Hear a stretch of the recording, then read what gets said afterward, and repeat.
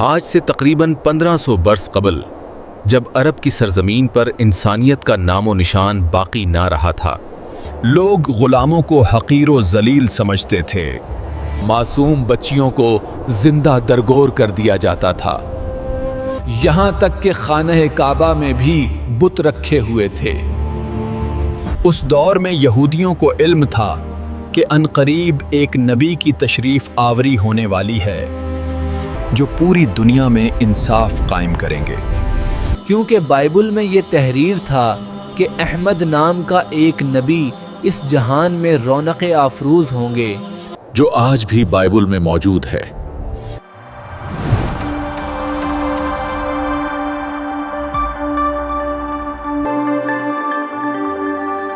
یہودی اس وقت نبی پاک صلی اللہ علیہ وآلہ وسلم کا اس انداز سے انتظار کرتے تھے جیسے آج ہم امام مہدی علیہ السلام کا انتظار کر رہے ہیں۔ بالآخر 570 عیسوی میں نبی پاک صلی اللہ علیہ وآلہ وسلم کی ولادت باسعادت ہوئی، اور اسی روز خانہ کعبہ میں موجود تمام بت خود بخود ٹوٹنے لگے۔ فارسیوں کے معبد میں جلتی ہوئی وہ آگ جو ہزاروں برسوں سے مسلسل روشن تھی اور جسے کبھی بجھنے نہیں دیا گیا، وہ بھی اچانک بجھ گئی۔ اس طرح بہت سے معجزات رونما ہوئے، کیونکہ یہ کفر کے زوال کا اعلان تھا۔ نبی پاک صلی اللہ علیہ وآلہ وسلم بچپن سے ہی نہایت سچے اور امانت دار انسان تھے۔ عرب کے لوگ آپ کی ان خوبیوں سے بہت متاثر تھے اور آپ کی بے حد عزت کرتے تھے۔ پھر نبی پاک صلی اللہ علیہ وآلہ وسلم نے مکہ کی ایک معزز خاتون حضرت خدیجہ رضی اللہ تعالی عنہا کی تجارت کا کاروبار سنبھالنا شروع کیا۔ حضرت خدیجہ رضی اللہ تعالی عنہا آپ کے نیک دل اور دیانتداری سے بہت متاثر ہوئی، اور انہوں نے نبی پاک صلی اللہ علیہ وآلہ وسلم کو نکاح کا پیغام بھیجا۔ نبی پاک صلی اللہ علیہ وآلہ وسلم نے یہ پیغام قبول فرمایا اور حضرت خدیجہ رضی اللہ تعالی عنہا سے شادی کر لی۔ اس کے بعد نبی پاک صلی اللہ علیہ وآلہ وسلم اپنی زندگی گزارنے لگے۔ لیکن جب آپ 40 سال کی عمر کو پہنچے تو آپ کا دل دنیا سے اٹھنے لگا اور آپ اکثر شہر سے دور غار میں عبادت کے لیے تشریف لے جاتے۔ پھر ایک دن نبی پاک صلی اللہ علیہ وآلہ وسلم پر پہلی وحی نازل ہوئی۔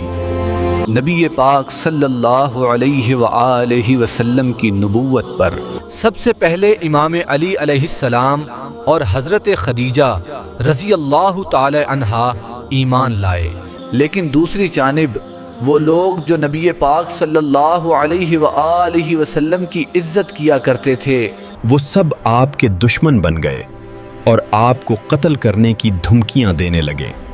عرب کے لوگ صرف نبی پاک صلی اللہ علیہ وآلہ وسلم کے ہی نہیں بلکہ جو بھی اسلام قبول کرتا اسے مارتے پیٹتے اور ظلم کرتے تھے، جیسا کہ ابو سفیان اور ابو جہل، یہاں تک کہ ایک مرتبہ تو مکہ کے تمام لوگ نبی پاک صلی اللہ علیہ وآلہ وسلم کو شہید کرنے آپ کے گھر تک آ گئے، لیکن نبی پاک صلی اللہ علیہ وآلہ وسلم کے چچا ابو طالب اور حضرت خدیجہ رضی اللہ تعالی عنہا آپ کے ساتھ کھڑے رہے۔ چونکہ نبی علیہ السلام بچپن میں ہی یتیم ہو چکے تھے، اس لیے آپ کے چچا ابو طالب نے آپ کی حفاظت کی۔ لیکن پھر 619 عیسوی میں ایک ہی سال میں نبی علیہ السلام کے چچا ابو طالب اور حضرت خدیجہ دونوں وفات پا گئے، اور اب نبی پاک صلی اللہ علیہ وآلہ وسلم پھر سے اکیلے پڑ گئے۔ عرب کے لوگوں نے اس کا فائدہ اٹھایا اور نبی علیہ السلام کو شہید کرنے کی سازش کی۔ تو اللہ نے نبی پاک صلی اللہ علیہ وآلہ وسلم کو مدینہ کی طرف ہجرت کرنے کا حکم دیا۔ اس وقت صرف 100 سے 200 لوگوں نے ہی اسلام قبول کیا تھا۔ جہاں مکہ میں لوگ نبی پاک صلی اللہ علیہ وآلہ وسلم کو شہید کرنے کی سازش کر رہے تھے، وہیں مدینہ میں اوس اور خزرج قبیلے نبی علیہ السلام کے پاس آئے اور انہیں مدینہ آنے کی دعوت دی، کیونکہ مدینہ کے لوگ یہودیوں سے بہت سالوں سے یہ سنتے آ رہے تھے کہ ان کا ایک نبی آنے والا ہے۔ اسی وجہ سے مدینہ کے لوگوں کو جیسے ہی یہ پتہ چلا کہ مکہ میں ایک نبی تشریف لائے ہیں تو انہوں نے فوراً اسلام قبول کر لیا۔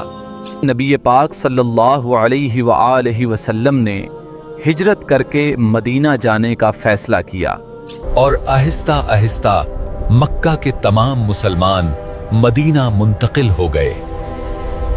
ابو سفیان کچھ لوگوں کے ساتھ نبی علیہ السلام کے گھر آیا آپ کو شہید کرنے کے لیے، لیکن انہوں نے دیکھا کہ بستر پر امام علی علیہ السلام سوئے ہوئے ہیں، کیونکہ نبی پاک صلی اللہ علیہ وآلہ وسلم نے امام علی علیہ السلام کو مکہ کے لوگوں کی امانتیں واپس کرنے کے لیے چھوڑا تھا، اور نبی علیہ السلام حضرت ابو بکر رضی اللہ تعالی عنہ کے ساتھ مدینہ روانہ ہو چکے تھے، لیکن نبی علیہ السلام نے مدینہ جانے سے پہلے 3 دن غار سور میں قیام کیا تاکہ کہیں ابو سفیان کے لوگ انہیں راستے میں پکڑ نہ لیں۔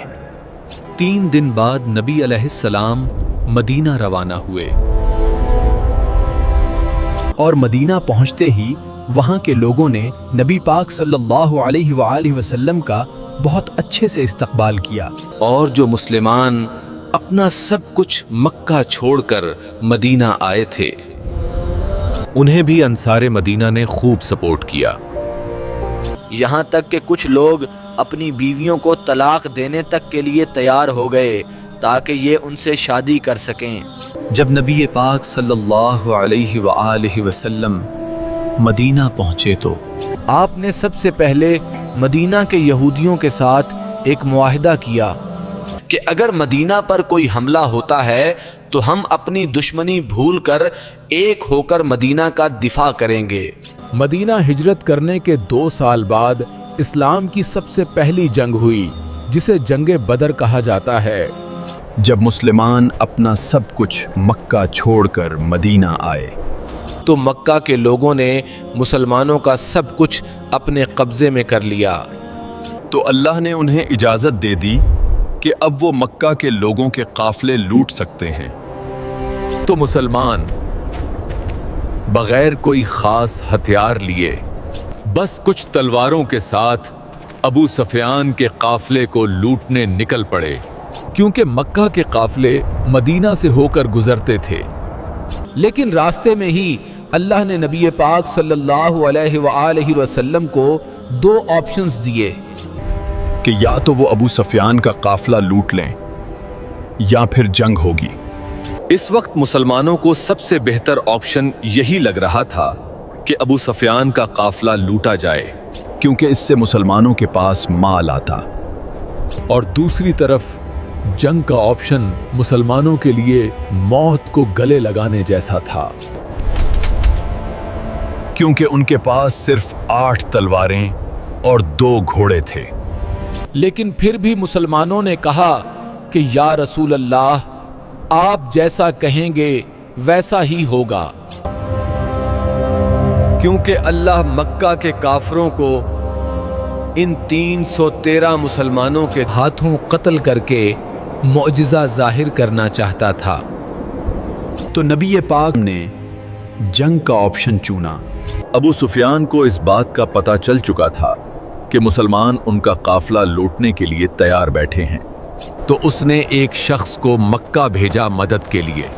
جیسے ہی اس شخص نے مکہ جا کر سب کچھ بتایا تو مکہ سے ابو جہل 1000 لوگوں کا لشکر لے کر نکل پڑا، اور ابو سفیان بھی سمندر کے راستے سے مکہ محفوظ طریقے سے پہنچ گیا۔ مسلمانوں نے مدینہ کے جنوب مغرب میں بدر نامی ایک جگہ پر اپنا پڑاؤ ڈالا۔ اسی وجہ سے اسے جنگ بدر کہتے ہیں۔ अगले दिन अबू जहल 1000 लोगों के साथ इस जगह पहुंचा। अब दोनों फौजें आमने सामने आ चुकी थीं। इसी वक्त अबू जहल की फौज में से एक अतबा नामी शख्स अपने भाई और बेटे के साथ सामने आया और उसने मुसलमान फौज को ललकारा कि कोई आकर उसका मुकाबला करे।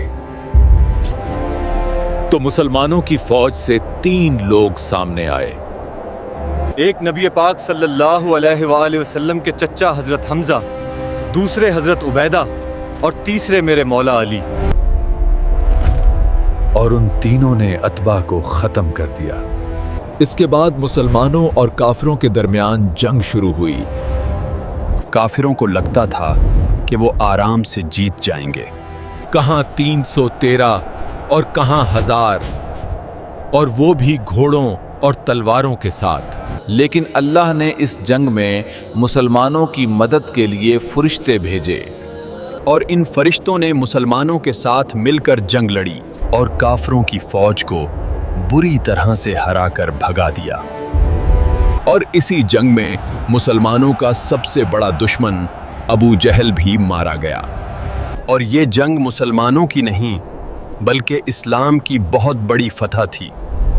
और इसी तरह अल्लाह ने मुसलमानों की तलवारों से काफिरों को शिकस्त दी। इस हार के बाद काफिर अब मुसलमानों से बदला लेना चाहते थे, क्योंकि मक्का के लोगों की पूरे अरब में इज्जत थी और अब सवाल उनकी इज्जत का था।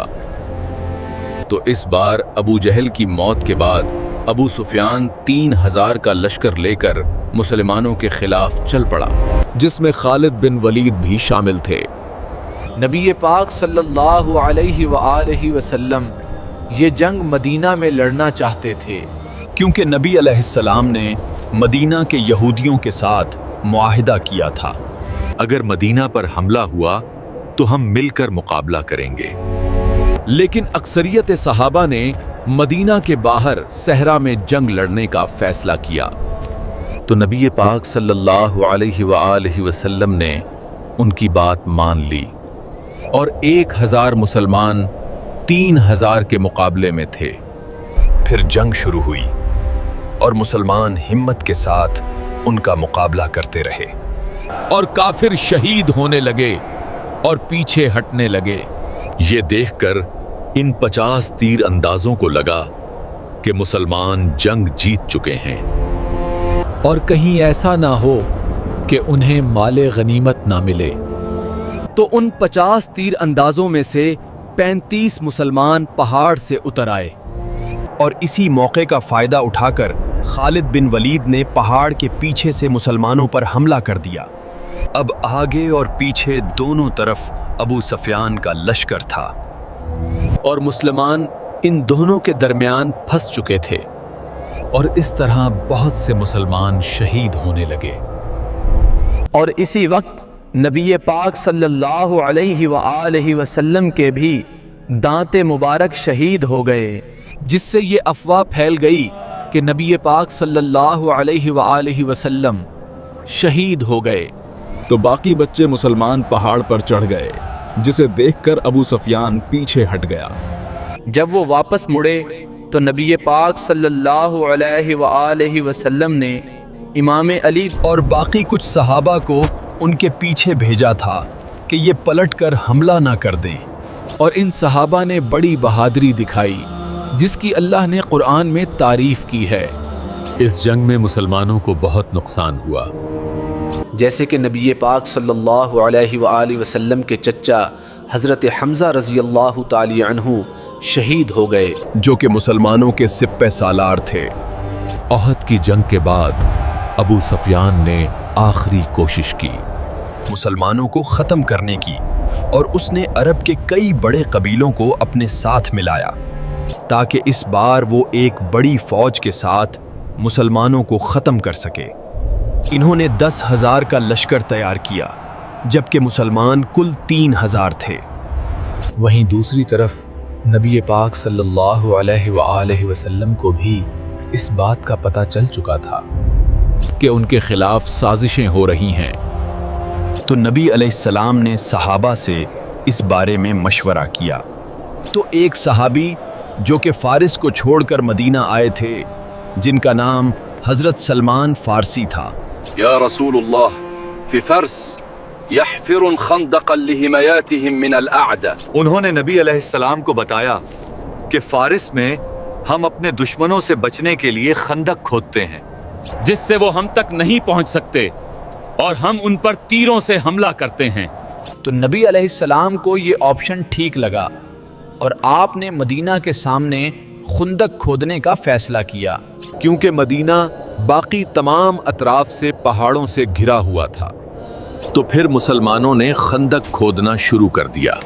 ये खंदक खोदना ही मुसलमानों के लिए एक बहुत मुश्किल काम था, क्योंकि मदीना एक पहाड़ी इलाका था और इस इलाके में खंदक खोदना कोई आसान काम नहीं। लेकिन फिर भी मुसलमान पूरी जान लगाकर खुंदक खोदते रहे। खंदक खोदते वक्त एक ऐसा पत्थर आया जो कि हज़रत सलमान फ़ारसी रज़ी अल्लाह ताला अन्हा से टूट नहीं रहा था। तो सहाबा ने नबी अलैहिस्सलाम को जाकर ये बताया।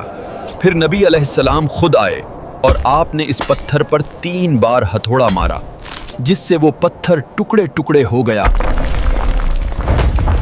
इस पत्थर को तोड़ते वक्त नबी अलैहिस्सलाम को एक रोशनी दिखाई दी और फिर आपने फरमाया कि पहली बार जब मुझे रोशनी दिखाई दी तो अल्लाह ने मुझे रूम अता किया, और दूसरी बार जब मुझे रोशनी दिखाई दी तो अल्लाह ने मुझे फारिस अता किया, और तीसरी बार अल्लाह ने मुझे यमन भी अता कर दिया।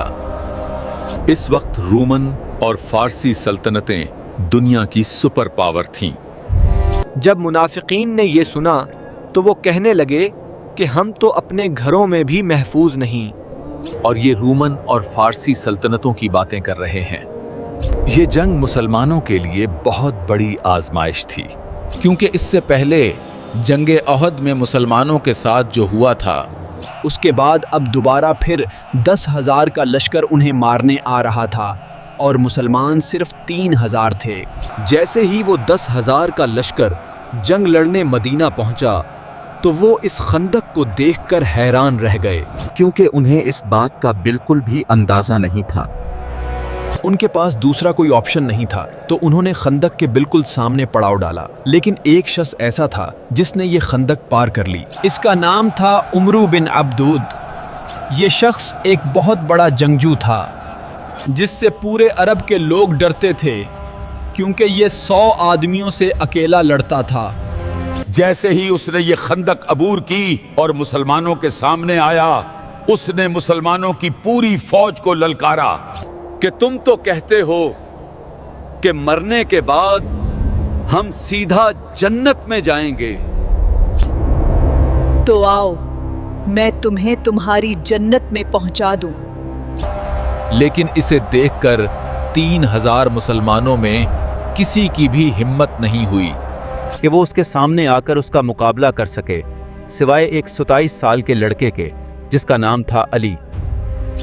जैसे ही उसने मुसलमानों को ललकारा तो इमाम अली अलैहिस्सलाम खड़े हुए और आपने नबी सल्लल्लाहु अलैहि वआलैहि वसल्लम से इजाज़त मांगी। लेकिन नबी सल्लल्लाहु अलैहि वआलैहि वसल्लम ने इमाम अली अलैहिस्सलाम को बिठा दिया। उसने दोबारा फिर ललकारा, लेकिन कोई खड़ा नहीं हुआ सिवाय इमाम अली के। लेकिन नबी अलैहिस्सलाम ने दोबारा फिर इमाम अली अलैहिस्सलाम को बिठा दिया। तीसरी बार जब उसने दोबारा फिर ललकारा तो नबी अलैहिस्सलाम ने इमाम अली अलैहिस्सलाम को रवाना किया। एक तरफ अरब का मशहूर जंगजू जिसके पास सालों का जंगी तजर्बा था, और दूसरी तरफ एक 27 साल का लड़का। जैसे ही इमाम अली अलैहिस्सलाम उसके सामने गए तो उमरू बिन अब्दूद ने इमाम अली अलैहिस्सलाम को पहचान लिया, क्योंकि इमाम अली के वालिद अबू तालिब उसके बड़े अच्छे दोस्त थे। तो उसने इमाम अली से कहा कि मैं तुझसे नहीं लड़ सकता, किसी और को भेज। लेकिन इमाम अली अलैहिस्सलाम ने कहा कि मैं तो तुझसे लड़ना चाहता हूँ। پھر اس نے امام علی علیہ السلام سے کہا کہ میں اپنے ہر مخالف کو 3 خواہشوں کا اظہار کرنے کا موقع دیتا ہوں۔ تو امام علی علیہ السلام نے کہا کہ میری پہلی خواہش تو یہ ہے کہ تم مسلمان ہو جاؤ، اور دوسری خواہش یہ ہے کہ تم یہ جنگ چھوڑ کر واپس چلے جاؤ، اور تیسری خواہش یہ ہے کہ تم میرا مقابلہ کرو۔ اس بات پر اسے غصہ آیا اور وہ تیزی سے امام علی کی طرف حملہ کرنے بڑھا، تو میرے مولا علی نے ایک ہی وار میں اسے ختم کر دیا۔ یہ دیکھ کر سب حیران رہ گئے، کیونکہ یہ کسی معجزے سے کم نہیں تھا۔ اس کے بعد کافروں نے دوبارہ خندق پار کرنے کی ہمت نہیں کی۔ پھر اللہ نے تیز آندھی چلائی جس سے کافروں کے خیمے اڑ گئے اور انہیں بہت نقصان ہوا۔ لیکن کافروں نے ایک نئی چال چلی۔ انہوں نے مدینہ میں موجود یہودیوں کو اپنے ساتھ کر لیا اور ان سے مدینہ میں داخل ہونے کا راستہ مانگا، جبکہ ان یہودیوں نے مسلمانوں کے ساتھ معاہدہ کیا ہوا تھا۔ پھر بھی انہوں نے غداری کر دی اور اس طرح مسلمان پھنس گئے، اور اب انہیں اپنی موت سامنے نظر آنے لگی۔ کیونکہ مدینہ میں مسلمانوں کی فیملیز بھی تھیں۔ اب صرف ان کی ہی نہیں بلکہ ان کی فیملیز کی جان بھی خطرے میں آ چکی تھی۔ اسی وقت اللہ نے اپنا ایک اور معجزہ کر دکھایا۔ ایک شخص جس کا نام نعیم بن مسعود تھا، اس نے اسلام قبول کر لیا اور وہ نبی پاک صلی اللہ علیہ وآلہ وسلم کے پاس آیا۔ اس نے نبی پاک صلی اللہ علیہ وآلہ وسلم سے کہا کہ میں نے اسلام قبول کر لیا ہے، لیکن یہ بات کسی کو بھی نہیں پتا۔ اس نے اپنا ایک منصوبہ نبی صلی اللہ علیہ وآلہ وسلم کے سامنے رکھا اور آپ نے اسے اجازت دے دی۔ پھر وہ سیدھا یہودیوں کے پاس گیا اور ان کا ذہن بدلا۔ اس نے یہودیوں سے کہا کہ اگر یہ جنگ نہ ہو تو مکہ کے لوگ تمہیں چھوڑ کر بھاگ جائیں گے، پھر تمہاری موت پکی ہے۔ اگر تمہیں مجھ پر یقین نہیں تو ان سے اعتماد کے طور پر ان کے 8 سردار مانگو۔ اس کے بعد وہ سیدھا کافروں کے پاس گیا اور ان سے کہا کہ مدینہ کے یہودی محمد کے ساتھ ملے ہوئے ہیں اور وہ محمد کو اپنا اعتماد ظاہر کرنے کے لیے تم سے تمہارے 8 سردار مانگیں گے۔ تو جیسے ہی یہودیوں نے ان کے 8 سردار مانگے تو انہوں نے صاف انکار کر دیا۔ اس سے ان کا معاہدہ ٹوٹ گیا۔ اب کافر پھر سے اکیلے پڑ گئے تھے اور آندھی کی وجہ سے انہیں کافی مالی نقصان ہوا اور ان کا کھانا بھی ختم ہو گیا۔ پھر وہ واپس چلے گئے۔ ان کے جانے کے بعد نبی علیہ السلام اپنی ذرا اتارنے لگے۔ اتنے میں ہی حضرت جبرائیل آپ کے پاس آئے اور آپ سے فرمایا، یا رسول اللہ، ابھی یہودیوں سے بدلہ باقی ہے۔ تو نبی علیہ السلام نے امام علی علیہ السلام کی قیادت میں ایک فوج روانہ کی اور فرمایا کہ عصر کی نماز ہم وہیں پڑھیں گے۔ وہاں پہنچ کر یہودیوں نے نبی علیہ السلام سے کہا، ہمیں آپ کا فیصلہ قبول نہیں، آپ ہمارے ساتھ جو چاہتے ہو وہ کرو، لیکن ہمارا فیصلہ سعد بن معاذ رضی اللہ تعالی عنہ سے کراؤ، کیونکہ سعد بن معاذ کو وہ جانتے تھے۔ تو سعد بن معاذ نے انہیں یہودیوں کی کتاب تورات سے فیصلہ کیا، کیونکہ تورات میں غداری کی سزا موت ہے۔ اس وجہ سے پھر ہزاروں یہودیوں کو قتل کر دیا گیا، سوائے ان کے بچوں اور عورتوں کے۔ آج نان مسلمز اس واقعے کو مسلمانوں کے خلاف استعمال کرتے ہیں اور نبی علیہ السلام کے کردار پر انگلی اٹھاتے ہیں، جبکہ یہی قانون آج پوری دنیا میں فالو کیا جاتا ہے۔ خندق کی جنگ میں جب ابو سفیان اپنا لشکر لے کر چلا گیا تھا تو نبی علیہ السلام نے فرمایا تھا کہ اب مشرکین عرب آج کے بعد تم پر حملہ نہیں کریں گے، اب تم ان پر حملہ کرو گے۔ ایک رات اللہ نے نبی علیہ السلام کو خواب کے ذریعے عمرہ کرنے کا حکم دیا، تو نبی علیہ السلام تقریباً 1500 صحابہ کے ساتھ مکہ عمرہ کرنے کے لیے چلے گئے۔ جب عرب کے مشرکین کو اس کا پتہ چلا تو انہیں لگا کہ یہ ہم پر حملہ کرنے آ رہے ہیں، تو انہوں نے خالد بن ولید کو جاسوسی کرنے بھیجا۔ خالد بن ولید نے واپس آ کر انہیں بتایا کہ وہ تو صرف عمرہ کرنے آئے ہیں۔ تو ابو سفیان نے کہا کہ ہم مکہ کے سردار ہیں، ہماری اجازت کے بغیر وہ عمرہ کیسے کر سکتے ہیں؟ اس لیے انہوں نے مسلمانوں کو عمرہ کرنے سے روک دیا۔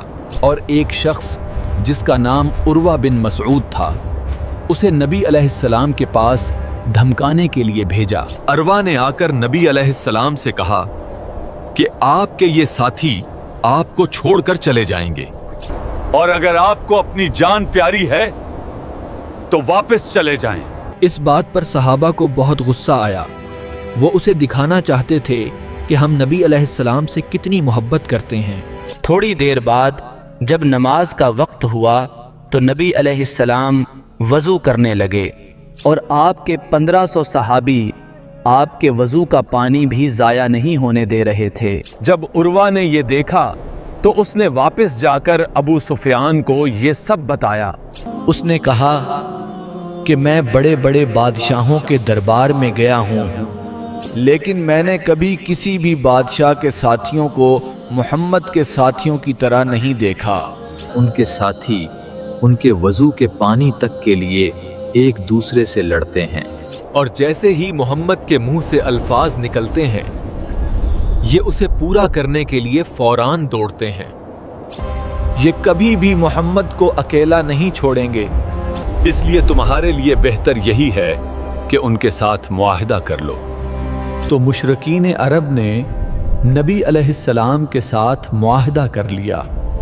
اس معاہدے میں کچھ شرطیں طے ہوئیں۔ پہلی شرط یہ کہ اگر کوئی شخص مکہ چھوڑ کر مدینہ جائے گا تو اسے واپس کرنا ہوگا، لیکن اگر کوئی شخص مدینہ چھوڑ کر مکہ آئے گا تو اسے واپس نہیں کیا جائے گا۔ اور مسلمان اس سال نہیں بلکہ اگلے سال سے عمرہ کر سکتے ہیں، اور 10 سال کے لیے اب کوئی جنگ نہیں ہوگی۔ اس معاہدے میں ساری شرطیں مشرکین کے حق میں تھیں، اور مسلمانوں کے حق میں کوئی شرط بھی نہیں تھی۔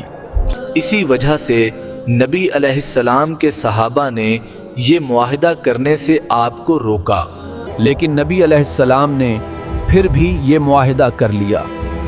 لیکن کمال یہ ہوا کہ جس شخص نے یہ معاہدہ لکھا تھا اس کا اپنا بیٹا نبی علیہ السلام کے پاس اسلام قبول کر کے آ گیا، اور آپ سے کہا کہ مجھے ان کافروں کے پاس مت بھیجیں۔ نبی علیہ السلام نے بہت کوشش کی لیکن معاہدہ ہو چکا تھا، اسی وجہ سے اسے واپس بھیجنا پڑا۔ لیکن کچھ وقت بعد ایک شخص مدینہ آیا جس کا نام ابو بصیر تھا، لیکن نبی علیہ السلام نے معاہدے کے تحت اسے بھی واپس بھیج دیا اور مشرکین اسے واپس لے گئے۔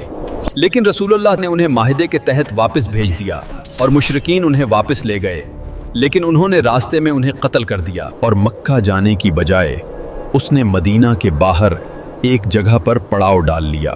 اس کے بعد جو بھی لوگ مکہ سے اسلام قبول کر کے آتے وہ واپس مکہ جانے کی بجائے اسی جگہ رہنے لگے، اور کچھ ہی وقت میں یہاں اچھی خاصی آبادی ہو گئی۔ اور یہ وہی جگہ تھی جہاں سے مکہ کے قافلے گزرتے تھے، اور مکہ کی پوری معیشت ان قافلوں پر منحصر تھی۔ پھر ان لوگوں نے مکہ کے کافروں سے بدلہ لینے کے لیے ان کے قافلوں کو لوٹنا شروع کر دیا، جس سے مکہ کے کافروں کو بہت نقصان ہونے لگا، اور انہوں نے تنگ آ کر اس معاہدے کو ختم کر دیا، اور نبی علیہ السلام سے کہا کہ اب جو بھی اسلام قبول کر کے آپ کے پاس آئے تو آپ اسے اپنے پاس ہی رکھیں تاکہ ان کے قافلے بچ سکیں۔ اس طرح یہ معاہدہ جو کافروں نے اپنا فائدہ سوچ کر کیا تھا وہ الٹا انہی کے خلاف ہو گیا۔ صلح حدیبیہ کے بعد اگلا اہم مقام خیبر تھا۔ یہ یہودیوں کا بہت بڑا اور امیر قلعہ تھا۔ خیبر کے یہودیوں نے قریش اور مسلمانوں کے دوسرے دشمنوں کو کئی بار سپورٹ کیا تھا۔ اور ان کے قریش کے ساتھ بھی بڑے اچھے تعلقات تھے، اس لیے انہیں ہرانا بہت ضروری تھا۔ تو نبی علیہ السلام 1600 مسلمانوں کے ساتھ خیبر پہنچ گئے، لیکن یہودیوں کو کچھ منافقین نے یہ خبر پہلے ہی دے دی تھی۔ ویسے بھی یہودیوں کو لگتا تھا کہ وہ یہ جنگ آسانی سے جیت جائیں گے، کیونکہ ان کی تیاری پوری تھی اور ان کے پاس ایک جنگجو تھا جس کا نام مرہب تھا۔ مرہب پورے عرب میں مشہور تھا اور اس کے لیول کا کوئی بھی جنگجو پورے عرب میں نہیں تھا۔ نبی علیہ السلام نے کئی صحابہ کو یہ قلعہ فتح کرنے بھیجا، لیکن کسی سے یہ قلعہ فتح نہیں ہوا۔ پھر نبی علیہ السلام نے فرمایا کہ کل میں یہ جھنڈا اس شخص کے ہاتھ میں دوں گا جو اللہ اور اس کے رسول سے محبت کرتا ہے، اور اللہ اور اس کا رسول بھی اس سے محبت کرتے ہیں۔ سارے صحابی اس امید میں تھے کہ یہ جھنڈا انہیں ملے۔ لیکن اگلے ہی دن نبی علیہ السلام نے فرمایا علی کو بلاؤ۔ امام علی علیہ السلام کی آنکھیں درد میں تھیں۔ نبی علیہ السلام نے اپنا لعاب مبارک ان کی آنکھوں میں لگایا اور ان کے لیے دعا کی۔ امام علی علیہ السلام نے فرمایا کہ میں آخری دم تک لڑوں گا۔ تو نبی علیہ السلام نے فرمایا علی، پہلے انہیں اسلام کی دعوت دینا۔ اگر کوئی ایک انسان بھی اسلام لے آیا تو یہ تمہارے لیے سرخ اونٹوں سے بہتر ہوگا۔ امام علی علیہ السلام آگے بڑھے اور سامنے مرہب کھڑا تھا۔ اس نے کہا کہ میرا نام مرہب ہے اور کوئی ایسا انسان نہیں جو میرا مقابلہ کر سکے۔ تو امام علی علیہ السلام نے فرمایا میری ماں نے میرا نام حیدر رکھا اور میں شیر کی طرح حملہ کرتا ہوں۔ یہ سن کر مرہب آگے بڑھا تو امام علی نے ایک ہی وار کیا اور اس کے جسم کے 2 ٹکڑے ہو گئے۔ یہ دیکھ کر سارے یہودی کانپنے لگے۔ پھر امام علی علیہ السلام آگے بڑھے اور خیبر کے 900 کلو کے دروازے کو اکھاڑ کر پھینک دیا۔ اس کے بعد مسلمانوں نے حملہ کیا اور خیبر فتح کر لیا۔ اس کے بعد مسلمانوں نے خیبر پر حملہ کیا اور فتح کر لیا۔ جنگ خیبر کے بعد رسول اللہ نے اپنے ایک نمائندے کو باسرا کے گورنر کے پاس بھیجا تاکہ انہیں اسلام کی دعوت دے سکیں، لیکن انہوں نے نہ صرف دعوت قبول کرنے سے انکار کیا بلکہ اس صحابی کو قتل کر دیا جو کہ جنگ کا اعلان تھا۔ تو نبی علیہ السلام نے 3000 کا لشکر تیار کیا رومن سلطنت سے جنگ کرنے کے لیے۔ نبی علیہ السلام نے اس فوج کا سردار زید بن حارثہ کو بنایا اور فرمایا اگر یہ شہید ہو جائیں تو تمہارا اگلا سردار امام علی کے بھائی جعفر بن ابی طالب ہوں گے، لیکن اگر یہ بھی شہید ہو جائیں تو تمہارا اگلا سردار عبداللہ بن رواحہ ہوگا۔ اس کے بعد مسلمان رومن سلطنت کے خلاف جنگ کرنے نکل پڑے۔ جیسے ہی مسلمان موتا کے پہاڑوں پر پہنچے تو سامنے 1,00,000 فوج ان کا انتظار کر رہی تھی، کہاں 3000 اور کہاں 1,00,000۔ لیکن مسلمانوں نے پھر بھی ان پر حملہ کیا۔ یہ جنگ موتا کے پہاڑوں کے درمیان لڑی جا رہی تھی، اسی وجہ سے اسے جنگ موتا کہا جاتا ہے۔ اس جنگ میں مسلمانوں کی فوج کے ایک کے بعد ایک لیڈر شہید ہونے لگے۔ پہلے زید بن حارثہ، پھر جعفر بن ابی طالب اور اس کے بعد عبداللہ بن رواحہ۔ اور نبی علیہ السلام ان سے میلوں دور مدینہ میں بیٹھے صحابہ کو یہ سب بتا رہے تھے۔ نبی پاک علیہ السلام نے فرمایا زید نے جھنڈا لیا اور مارا گیا، پھر جعفر نے جھنڈا لیا اور مارا گیا، پھر ابن رواحہ نے جھنڈا لیا اور مارا گیا۔ جب نبی علیہ السلام لوگوں سے یہ کہہ رہے تھے تو آپ کی آنکھوں سے آنسو جاری تھے اور بالکل ایسا ہی ہوا۔ مسلمانوں نے ان تینوں لیڈروں کی شہادت کے بعد اپنا اگلا لیڈر خالد بن ولید کو چنا۔ خالد بن ولید نے ایک حکمت عملی استعمال کی۔ انہوں نے مسلمان فوج کو دوبارہ منظم کر کے آہستہ سے پیچھے ہٹنے کو کہا، جس سے رومن سلطنت کو لگا کہ یہ مسلمانوں کا کوئی جال ہے، اور وہ جنگ چھوڑ کر واپس چلے گئے اور اس طرح مسلمان محفوظ طریقے سے مدینہ پہنچ گئے۔ جنگ موتا کے بعد قریش کو ایک ساتھی قبیلے بنو بکر نے مسلمانوں کے ساتھی قبیلے بنو خزاعہ کو قتل کر دیا، جس سے مسلمانوں اور مکہ والوں کے درمیان ہونے والا معاہدہ صلح حدیبیہ ٹوٹ گیا۔ اس معاہدے میں یہ لکھا تھا کہ مکہ والے اور مسلمان 10 سال کے لیے کوئی جنگ نہیں کریں گے، لیکن اس قتل کے بعد اب یہ مسلمانوں کے خلاف اعلان جنگ تھا، تو نبی علیہ السلام نے مکہ سے جنگ کرنے کے لیے 10,000 کا لشکر خفیہ طور پر تیار کرنا شروع کر دیا۔ لیکن ایک شخص نے مکہ والوں کو اس کی خبر دینے کے لیے ایک عورت کے ہاتھ خط بھیجا، جس کی اللہ نے نبی علیہ السلام کو خبر دے دی، اور نبی علیہ السلام نے امام علی علیہ السلام کو بھیجا۔ امام علی نے اس عورت کو پکڑ لیا، لیکن نبی علیہ السلام نے اس عورت کو معاف کر دیا۔ ابو سفیان کو اس بات کا پتہ چل چکا تھا کہ مسلمان اب مکہ پر حملہ کریں گے، تو انہوں نے نبی علیہ السلام کی بہت منتیں کیں کہ صلح حدیبیہ قائم رکھیں۔ اس کے بعد نبی علیہ السلام 10,000 کا لشکر لے کر مکہ پہنچے، جسے دیکھ کر مکہ والوں نے ہتھیار ڈال دیے اور اس طرح سوائے کچھ لوگوں کو قتل کیے نبی علیہ السلام نے مکہ فتح کر لیا، جسے دیکھ کر ابو سفیان نے بھی ہتھیار ڈال دیے اور اسلام قبول کر لیا۔ نبی علیہ السلام نے بھی مکہ کے لوگوں کو معاف کر دیا۔ فتح مکہ کے بعد ابھی بھی عرب کے کچھ قبیلے ایسے تھے جنہیں مسلمانوں کی اس بڑھتی ہوئی طاقت سے ڈر لگنے لگا، جو کہ طائف کے حوازن اور ثقیف قبیلے تھے، تو انہوں نے مسلمانوں کے خلاف حملہ کرنے کا فیصلہ کیا۔ تو نبی علیہ السلام 12,000 کا لشکر لے کر ان کے خلاف جنگ کرنے طائف نکل پڑے۔ طائف میں حنین نامی پہاڑوں کے درمیان مسلمانوں کا سامنا یہودیوں سے ہوا، اسی وجہ سے اسے جنگ حنین کہا جاتا ہے۔ اس جنگ میں کچھ مسلمانوں کے منہ سے کچھ جملے نکلے۔ ان مسلمانوں نے کہا کہ بدر میں ہم صرف 313 تھے اور آج ہم 12,000 ہیں، جس کے مقابلے میں کافر تو ہم سے بہت کم ہیں۔ یہ جنگ تو ہم آرام سے جیت جائیں گے۔ جیسے ہی ان کے پاس طاقت آئی تو یہ اللہ کو ہی بھول گئے، اللہ کو ان کا غرور پسند نہیں آیا۔ اس کے بعد جب جنگ شروع ہوئی تو کافروں نے ایسا حملہ کیا کہ مسلمان جھیل نہیں پائے، تو سارے مسلمان واپس بھاگنے لگے۔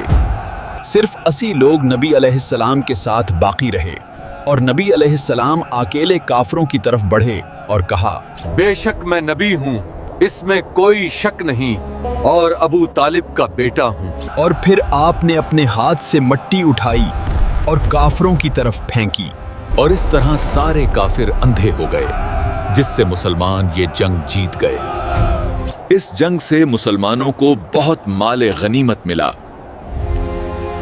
جنگ موتا کے بعد جب خالد بن ولید مسلمانوں کو محفوظ طریقے سے مدینہ لے آئے تو اس بار نبی علیہ السلام نے رومن سلطنت کے خلاف دوبارہ جنگ کرنے کا فیصلہ کیا، اور قرآن میں اس جنگ سے متعلق صاف طور پر فتوی آ گیا تھا کہ جو مسلمان اس جنگ میں شامل نہ ہوا وہ منافق قرار دیا جائے گا۔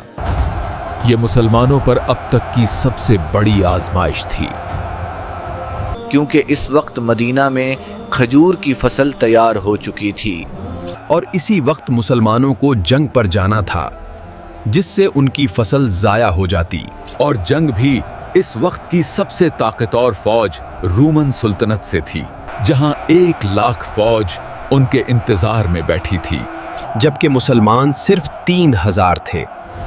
اور یہ جو تبوک تک کا سفر تھا یہ بھی بہت ہی مشکل سفر تھا، یہ بہت ہی لمبا راستہ تھا، جبکہ کچھ مسلمانوں کے پاؤں میں جوتے بھی نہیں تھے۔ اب یہ وہ وقت تھا جب نبی علیہ السلام کے سچے صحابہ اور منافقین کا پتہ چلنا تھا۔ اس جنگ میں نہ جانے کے لیے کئی لوگوں نے بہانے کیے اور وہ مدینہ میں ہی رک گئے، تو نبی علیہ السلام نے مدینہ کی حفاظت کے لیے امام علی سے کہا کہ اس جنگ میں تم نہیں جاؤ گے، تو امام علی علیہ السلام یہ سن کر رونے لگے۔ تو نبی علیہ السلام نے فرمایا، तुम्हारी मेरे साथ वही निस्बत है जो मूसैया की हारून से है। लेकिन मेरे बाद कोई नबी नहीं, तो इमाम अली अलैहिस्सलाम मदीना में ही रुक गए। पैगंबर 3000 फौजियों के साथ तबूक की जंग लड़ने पहुंचे थे। तो रोमन सल्तनत मुसलमानों की इतनी बड़ी फौज देखकर भाग गई। ये अल्लाह की तरफ से एक मौजिज़ा था और मुसलमानों के लिए आजमाइश थी। नबी अलैहिस्सलाम ने तबूक में 40 दिन क़याम फरमाया। वहाँ रोमन सुल्तनत के आस पास के कई कबीलों ने आकर नबी अलैहिस्सलाम के साथ मुआहिदा कर लिया। फिर जैसे ही नबी अलैहिस्सलाम तबूक से वापस लूट रहे थे तो 14 ऐसे मुनाफिकीन थे जो सिर्फ इसलिए आए थे ताकि वो नबी अलैहिस्सलाम को शहीद कर सकें। लेकिन उमार बिन यासिर और हज़ैफा बिन यमान ने आप सल्लल्लाहु अलैहि वसल्लम की हिफाजत की। इन 14 मुनाफिकीन ने अपने मुंह पर कपड़ा लपेट रखा था। उसके बाद नबी अकरम सल्लल्लाहु अलैहि वसल्लम ने हज़ैफा बिन यमान रज़ी अल्लाह अन्हु को उन 14 मुनाफिकीन के नाम बताए, और ये नबी अलैहिस्सलाम और हज़ैफा बिन यमान रज़ी अल्लाह ताला अन्हु के दरमियान एक राज था। वहीं मदीना में मौजूद मुनाफिकीन ने अपनी एक अलग मस्जिद बना ली और हम इस्लाम के सरदार बन जाएंगे। लेकिन जैसे ही नबी अलैहिस्सलाम वापस आए, आपने फौरान अल्लाह के कहने पर उस मस्जिद को तोड़ दिया। इस जंग के बाद अब इस्लाम एक आलमी ताकत बन चुका था। उसके बाद आप सल्लल्लाहु अलैहि वसल्लम वफात पा गए। ये वो लम्हा था जब हिदायत का सूरज गरूब हुआ और यहीं से इस्लाम का सबसे नाजुक दौर शुरू हुआ। बेटा वीडियो बनाने में बड़ी मेहनत लगती है, प्लीज सब्सक्राइब कर दिया करें।